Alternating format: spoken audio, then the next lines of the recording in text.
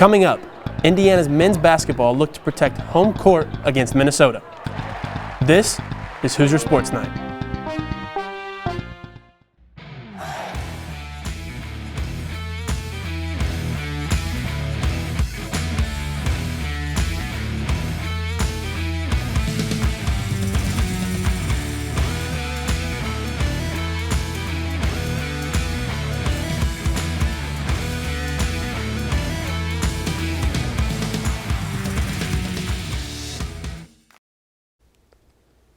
Hello and welcome to the first episode of season 21 here on Hoosier Sports Nite. I'm Jevan McCoskey and we've got a good one for you tonight, so let's go ahead and jump right into it. The Indiana men's basketball team took down Minnesota last night in a must-win situation. Our Jimmy Sutton has the recap. The Indiana Hoosiers got a must-need win last night against Minnesota, taking down the Gophers 82-72. The Hoosiers were led by Trace Jackson-Davis with 20 points and 10 rebounds, and pretty much everyone on the team was chipping in, such as Rob Finnessy, who had 10 points and 6 assists, which was a big reason in IU's success for the win, and Archie Miller talked about that after the game.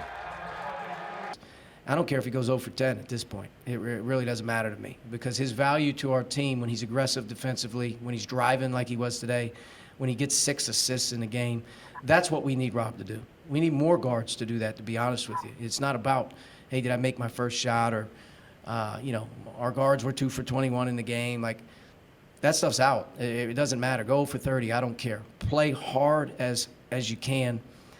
Shoot it when you're open, pass to somebody who's open, and just worry about competing like crazy. And that's what we need to do. And when we do that, it'll turn itself around.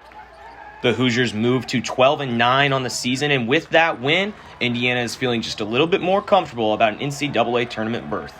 Indiana's next game is against Michigan State on Saturday. For IUS TV Sports, I'm Jimmy Sutton. The Hoosiers host the Michigan State Spartans on Saturday at noon on ESPN. Follow along with Jimmy Sutton and Lexi Vanetti to keep you updated. In 2019, Indiana men's soccer scouted Nick Sessick intensively out of high school, but ultimately didn't bring the Philly native to Bloomington. After 2 years at the University of Pittsburgh, IU has finally gotten their man. Jack Edwards has more. In the spring of 2020, Nick Sessick was at a crossroads. After 2 years at the University of Pittsburgh, Sessick was questioning where his future as an athlete lied. In March, he made the decision to put his name in the transfer portal and move from his home state. In all honesty, I was a little afraid, because I just didn't know, if I was going to get the same looks, if I was, the same attention. But, that was a chance I had to take, just like you take any chance on the field. And luckily, I had the best possible outcome. Sessick got an email with an offer from Indiana University just a few hours after entering the portal. This was no surprise, both due to long-standing interest from the Hoosiers, as well as the new hole at right back following the graduation of Simon Waver. Nick was always a guy that caught our eye. We just weren't able to kind of pursue him for that 2019 class. When we saw his name pop up on the transfer portal, we immediately reached out. We knew the type of quality, the type of player, and the type of person he was on and off the field. It was match made in heaven. Honestly, he's been perfect. The guys love him. He fits like a glove in our system. Due to the pandemic, Sessick could not actually make the visit to IU to get an experience of what the campus is like. However, last season in the season opener when he was with the University of Pittsburgh, they went 2-0 up in a season opener here in Bloomington, however, eventually losing the match 3-2 due to a good comeback from IU. That culture is something that Sessick wants to be a part of. Definitely what drew me in was the culture, that we have, 8 stars above our crest, and it's a winning school. It's a winning team. So it's like, I wanted to win. I want to win championships. I want to be a part of that. Sessick has had to wait longer than usual for the start of his IU career, but the wait is close to coming to an end. I'm most looking forward to, finally putting the jersey on and making my debut. And, the coaches talk about it a lot in training. They're like, Nick, you ready? You ready? And I'm like, yeah, I'm so ready. Like, I just want to put that jersey on and, represent the school, represent my guys. For IUS TV Sports, I'm Jack Edwards. Over 400 days after the end of the 2019 season, IU takes the field again on Friday against Wisconsin. Inclement weather near Bloomington has forced the game to take place in Westfield, Indiana at Grand Park. the Hoosiers look to open an all Big Ten schedule with a strong performance against a Badgers team that struggled in 2019, finishing action with a 3-11-4 record. The reigning Big Ten champions look to go for a third double-double in a row, and with just 10 matches on the schedule, a quick start is needed. For more men's soccer coverage, follow at IUS TV Sports and at Jack Edwards throughout the duration of the season. Over the weekend, the IU men's golf team traveled to Mobile, Alabama to take part in the Mobile Bay Intercollegiate. Overall, it was a successful weekend as the team earned a second-place finish. It's the best team finish the IU men's golf program has had since the Fuzzy Zeller Invitational in 2018. Freshman Clay Merchant tied for third with a score of 7 under par. Mitch Davis and Drew Saliers tied for ninth place, shooting a 5 under par. Rounding out the final 3 Hoosiers who played in the tournament was senior Ethan Shepard in 21st place, junior Harry Reynolds in 27th, and Brock Oxenrider tied for 31st. Indiana returns to the course on March 8th and 9th for the Spartan Collegiate in Sea Island, Georgia. Over the weekend, the Maryland Terrapins were in town to face off against Angel Escobedo's wrestling Hoosiers. Our own Brett Smith has more. It was senior night for the Indiana Hoosiers in Wilkeson Hall as the wrestling team took on the Maryland Terrapins in their last home duel of the season. The Hoosiers jumped out to a quick 12-0 lead after Jonathan Moran and Kyle Luig secured 2 first-period pins that set the tone for the rest of the duel. Time coming. Becoming a senior, had setbacks last year.